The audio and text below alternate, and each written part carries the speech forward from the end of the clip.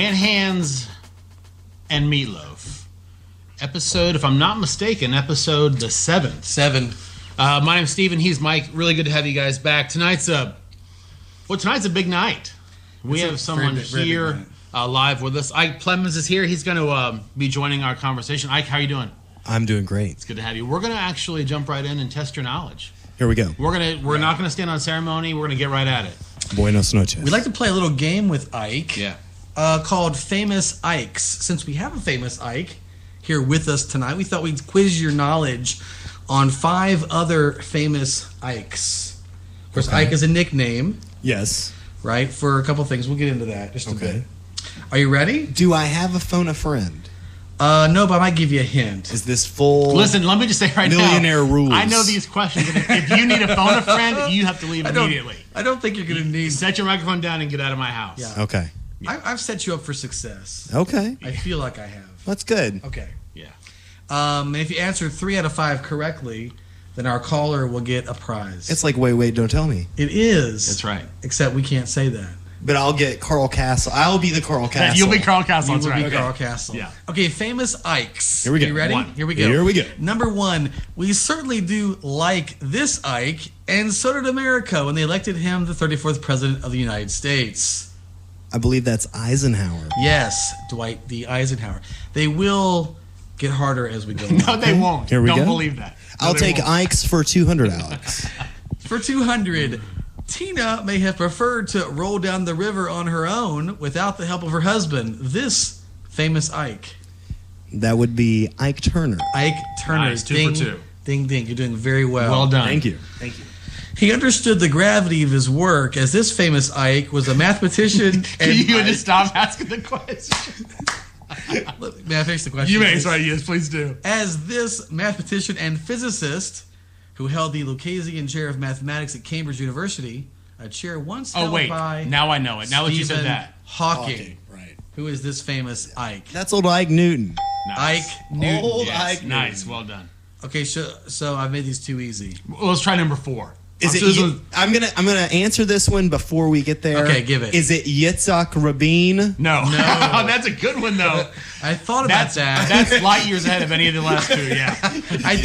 I was afraid the Yitzhak would throw you. Well, we were already doing the Isaac Newton. I figured that was the I'm not next sure how step. many folks call him Ike either. Yeah, right. You know? Or Newton. Yeah. Okay, number 4. This famous Ike is considered one of the fathers of modern science fiction writing. He created the 3 laws of robotics, still used in virtually all science fiction stories, including his famous book and eventual movie, I, Robot. That's a good one. Yeah, a little trickier. Huh? A little bit, trickier. yeah, a little bit. But You're looking at the answer. If I knew that. I believe this is Isaac Asimov. Yes, Well Ike done. Asimov. Nice. Old Ike Asimov. Yeah. Oh, boy. Okay, number 5. Here we go. You've bested all 4 of my previous questions. Yeah. I know. Listen, no, this one might stitch it up I right feel here. like will say- I should just go off script here and just make one up. I No, will no. say I liked the Steve quiz that was in episode 1.5. That was awesome. The Steve names quiz for Mr. McClure. Oh, yeah. Famous early Manhands moment right there. This is a good one. Number 5, you ready? Yes. This is it. Let's go. The last famous Ike. Focus. This inventor, actor, and entrepreneur didn't invent the sewing machine, but made advances that led to the creation of this now famous sewing machine company. If I'm not mistaken, we're talking about Isaac Singer. You are Oh, indeed. that's good. And a round of 5 applause. That's right. for 5. Nicely well done. Well done, Ike. Yes. You can't stump Ike. He truly is a Renaissance man. That's right. And I should say you should be very proud of your knowledge of other famous Ikes. Thank you. Yeah. Do you need a break? After all of that. That's right. Do those questions tax you so much you need to take a minute? Are you okay? I think I'm good.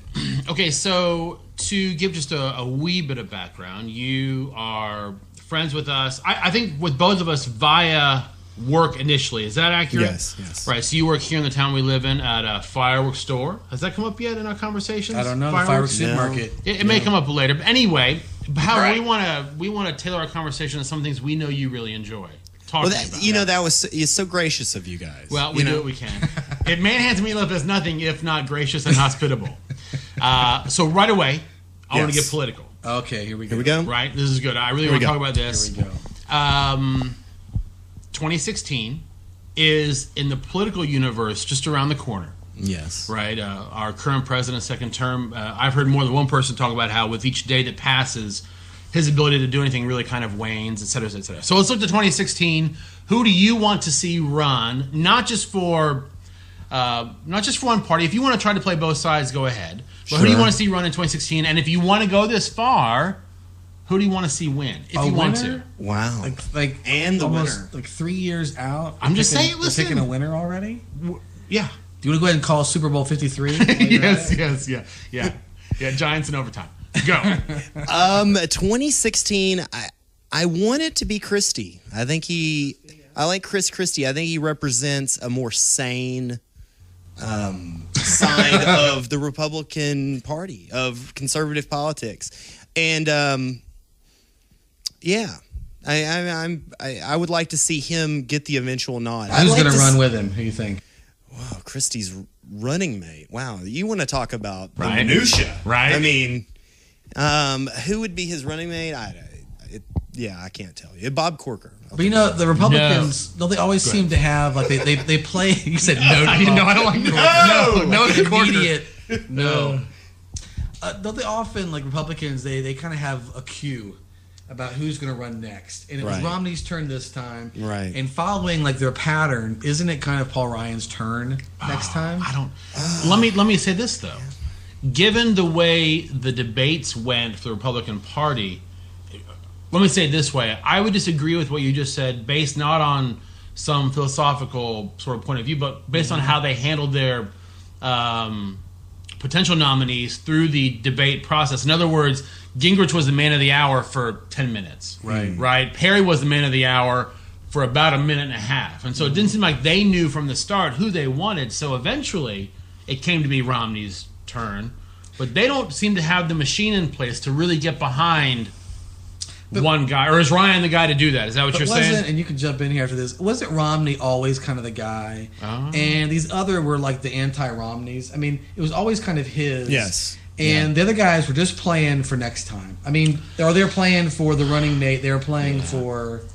Well, what's happened recently, and the way I remember it, is in 2000, it was McCain's turn. No, that's sure. And he was usurped by Bush the Lesser. Yeah, that's right. In and the turn really happened in South Carolina.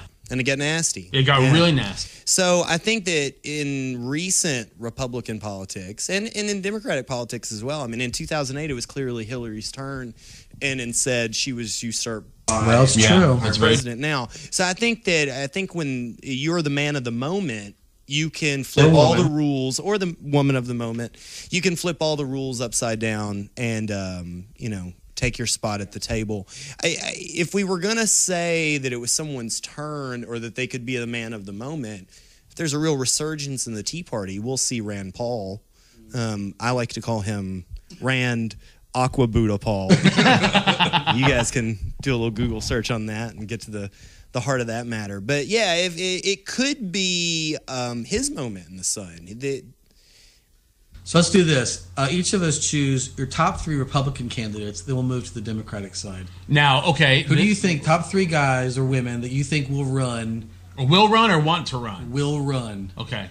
Then definitely that is, I think, Paul Ryan. Okay. I think if Rand thinks that he can get his father's army behind him, he will run. Okay. And this sounds silly, but I think, and I'm being dead serious when I say I'm not being silly, but I think if Christie can find a way to address his health concerns in a way that makes them go away. I don't mean that I care about it either way, but it's already become a bit of a dust-up. He called that person a jerk, told her to shut up, mind her own business, which is fine either way. But in today's sort of hyper, 24-hour news cycle, he's going to have to find a way to make that a non-talking point. I like Christie. Of all the current potential candidates, I do like Christie the most because I think you're right. I think he's the closest to not crazy. When you already saw him kind of moving maybe a moderate after the hurricane stuff, I mean, he knew the consequences of just walking with the president and being positive of him. He was signaling. Did I say 3? You said. Did I say Paul, Christie?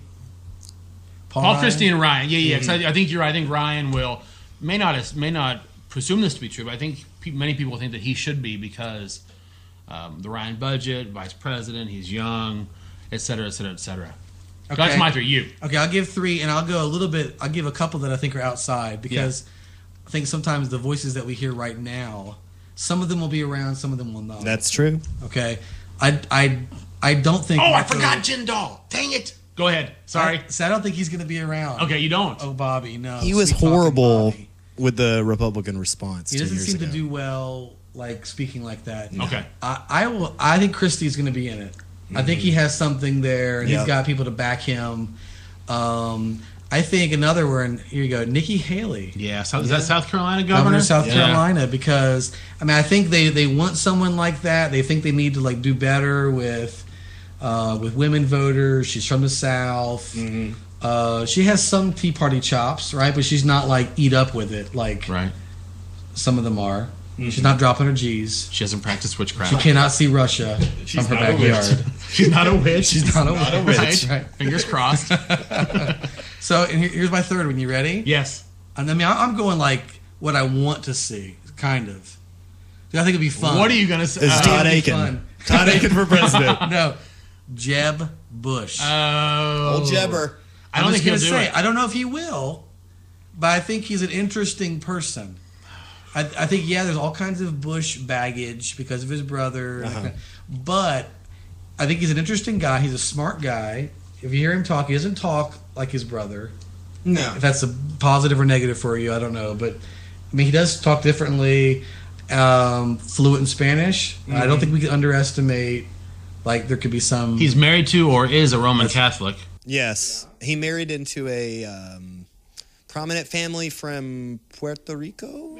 I can't remember, something like that. Now let me just interject. He's one of my. I like him. Yeah. I think he might actually be too smart to take the risk. By that I mean to say, you've already addressed the baggage, the dynasty stuff. Like we use the term moment a few times. I think he recognizes he may have missed his moment. George took his moment. Right. Exactly. Right. I mean, that might have been his moment to really... Right. Yeah. So that's your 3. Those are my 3. Okay, Ike, your 3. Republicans don't... Republicans. You said... Right, and I said Christie. I said it may be Rand Paul's moment, in 2016. It is a long ways away. If I was going to throw another one in there just to make it interesting, who would I throw it in there? And we're talking about Republican politics. I don't know. Right. I don't know. I mean, you could go, more establishment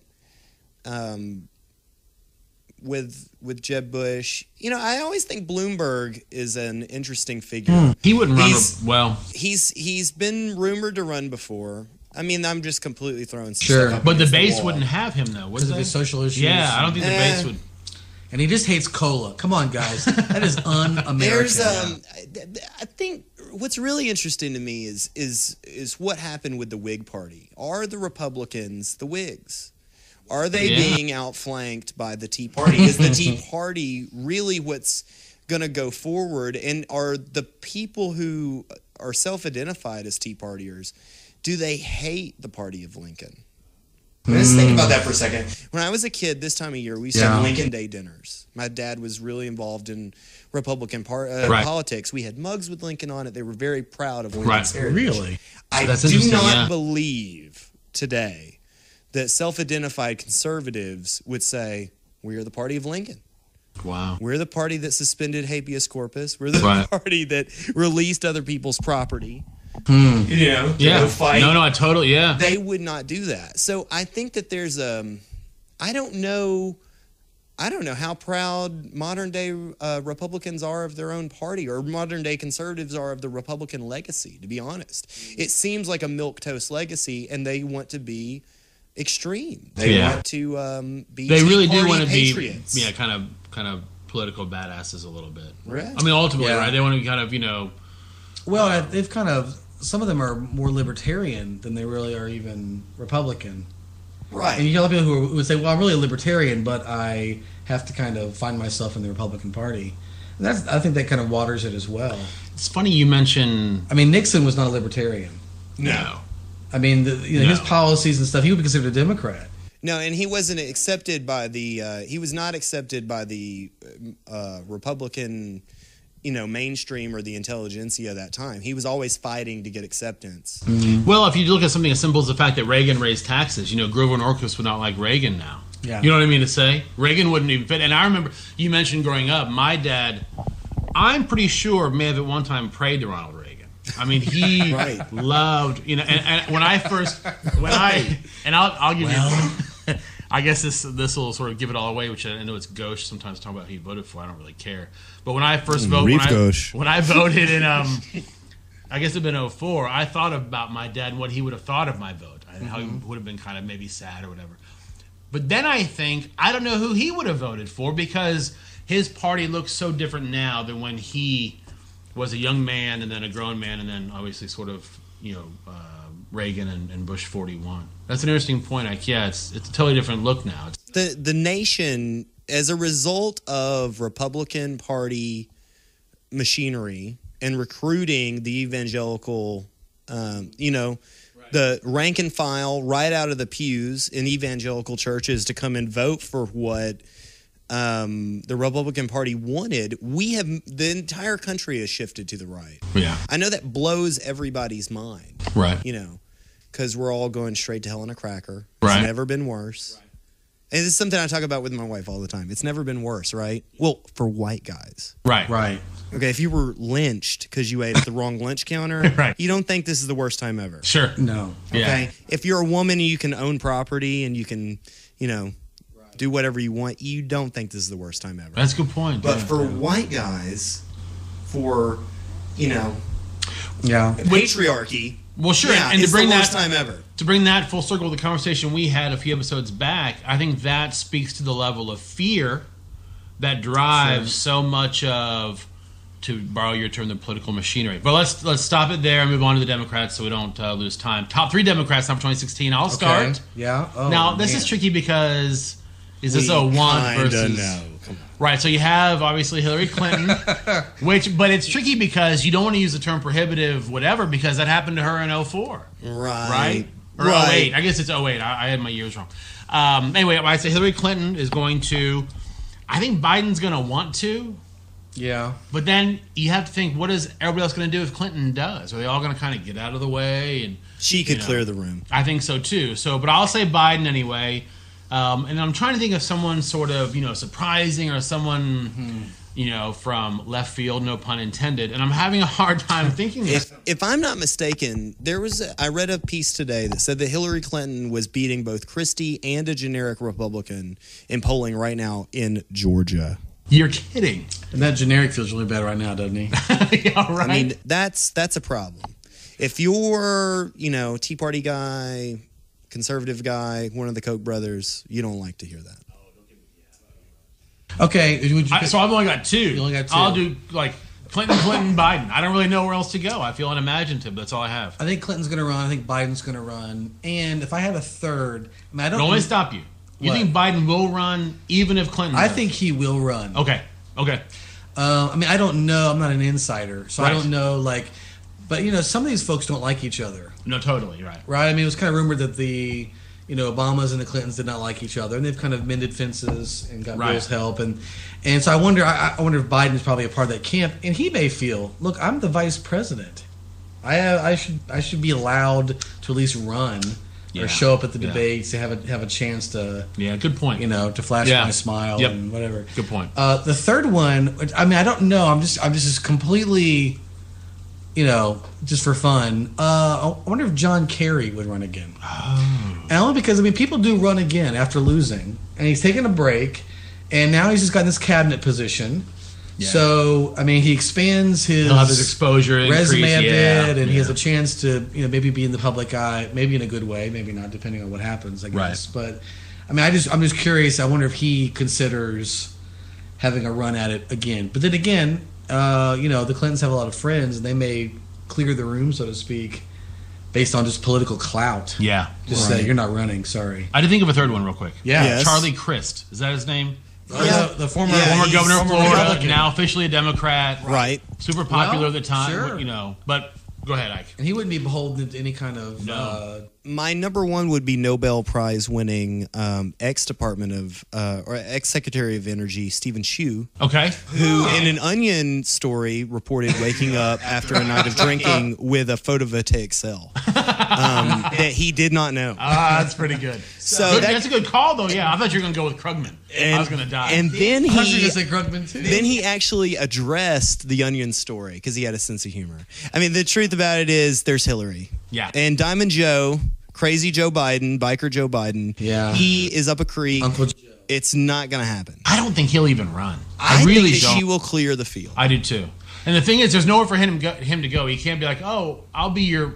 No, you've already done that. You can't be vice president. Well, look, even if they kind of decide, the Democratic intelligentsia or whatever you want to... Even if they decide, okay, she's our gal, we're going with Hillary... they'll have to put up some people they're going to have debates. I mean, because everyone says that the debate process is kind of part of what helps them to get ready, but they're not going to beat her up like they did, like the Republicans did this past time. I mean, I think it'll just be, they will put some people up, not to run this time. Oh, sure, to get them some experience, pick some young bucks or whatever that you think down the road. These are folks that we want to give exposure to, because maybe they're running in a local race we want to help them with, or even... Now, if we are prognosticating... We are? I will open up the Bombay doors and give you this one. Okay. There are so many problems with the Clinton Library and how it was funded, and there are a lot of skeletons down there. Ike's prediction, old Bill Clinton doesn't make it. He doesn't make it to her being inaugurated. In fact, he's offed, and in a groundswell of sympathy. Wait. He's offed. Wait a second. To be clear, dear Mr. Secret Service, we're not saying no. Do you think? No, I do not wish harm on our previous. But you think the skeletons will come back to haunt? Skeletons, it's a lot of trouble, and he gets offed, and that's the albatross she doesn't have to wear around her neck. It's very shady how that place was funded. I was going to be like, maybe Chris will get it. Now I feel completely, my prognostication is really anticlimactic. Yeah, there is no first man. There is no first mister. It doesn't happen. She goes in as a widow. The eagle has left the nest. Eagle is Bill Clinton's Secret Service code name. Is it? Yeah, I know. Does it stay with you for life? I think it does. They don't switch him after? Yeah. Okay, I want to segue completely now. On our segues. Yeah. Because we are doing this on segues. That's right, yeah. Fanny packs and all. That would we be an are idea. Touring the city astride. I always think of Arrested Development now. When you think of segues? Yeah. Yeah. Yeah, because of Job. Have you watched Arrested Development? Oh, yeah. Yeah. We live. That wasn't a planned topic. I'm sorry. They made a quad Segway called a Centaur.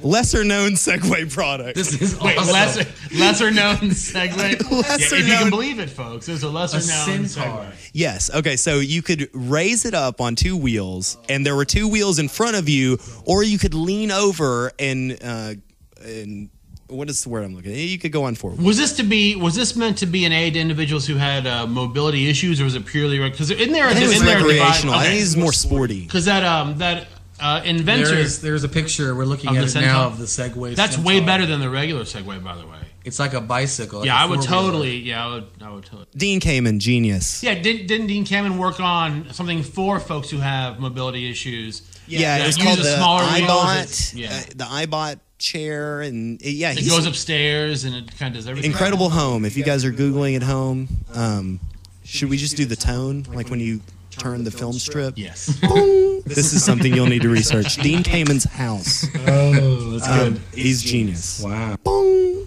I do want to get your take on something before we're done. Yeah. Here we go. Have time. Yeah. And how did you, Mike? How did you word it? We had talked about this before because I want to don't get know Ike's how I worded opinion it. I'm not sure on what the we're talking about yet. belt buckle business. What are we talking about? The belt buckle. Belt buckles. Your favorite belt buckle you've ever seen. That's not what we're That's it. We're done. Yeah. This is our evangelical heritage. Yeah. What does it mean to live here? What is it To like you. living Yeah. in the buckle of the Bible Belt? Because we do all reside, deep in the heart of the Bible. What does it mean to me? I grew up in a couple of different churches. So when you see people outside of your family who care for one another. When someone has a house fire or someone has tragedy, they come together and they want to support one another. When that's an everyday occurrence, maybe it is everywhere. Who knows? I didn't grow up anywhere else, but that's what I saw. So maybe I reject the question on its face. The buckle of the Bible Belt is in China. It's in the house church. Here we go. Just got real. So unpack that a bit, though. Well, I just think, the way people usually say it is that Billy Graham says that, we have a Christian vaccine in America. So we have just enough Christianity to keep us from getting to the real thing. Well, what if you have a tyrannical state, the People's Liberation Army, the Communist Party, and they reject unauthorized Christian churches? Well, then you are meeting in a home, much like first century Christians did thousands of years ago, and I don't know. It's like a diamond. It's like a diamond under pressure. It's like coal under pressure. Well, it shines bright. It went viral. I mean, to use our modern. Yeah. I mean, the early church went viral because of that persecution and that kind of level of commitment that you were required to have. There are a lot of Christian believers in China. And I'm talking about in unsanctioned churches, in the house church. So is the answer for the evangelical church in America to hope there comes to power communism? Yes. Yeah, yes. I mean, is that the only, totalitarian state? Or is there a way to kind of to turn the tide without that happening? I just think the weight of, we put ourselves in these groupings and there are different pressures that grow certain pots larger than they need to be. All right. So let's say, we'll put it in term of like a goldfish, right? Sure. So the koi fish, it grows as large as whatever, chunk of water it's in. So you got to if it's on your kid's dresser, it's a goldfish. Right. If you put it out in the lake, it turns into a carp. Okay. The church is like that. It's like the church will get as large as it needs to be to support all of the other stuff that maybe isn't even necessary. Right. And in doing so, maybe it loses its power. I don't know. I'm just saying. Sure.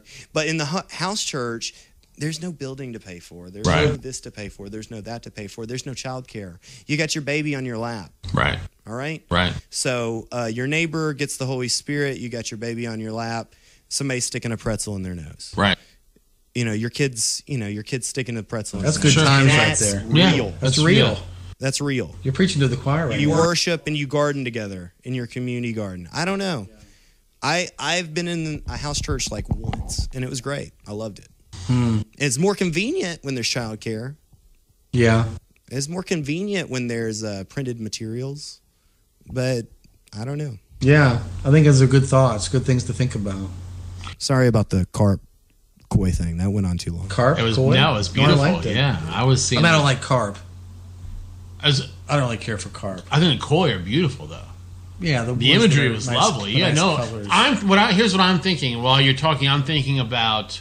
I'm combining your metaphors. Yes. And I'm building a Megatron metaphor. I got a few more to add on. Okay. But no, I was thinking, are we so vaccinated that can that work? The town we live in has, I think, one church for every 1.3 individuals. A lot of churches. Right? So are we over-vaccinated against the possibility of something that organic actually working, taking root, or is there still hope? No, I mean, me personally, I think that you can,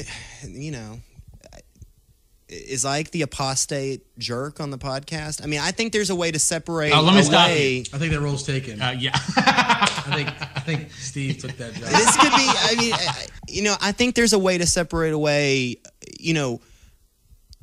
the power of Christ in someone's individual life and then what Christ intended for the community. Sure. And I mean, individually, God won't be stopped. Sure. He's going to change people's lives. He's going to do what he's going to do in people's lives. But the power of corporate worship and, communal working together as God intended, that can be stopped.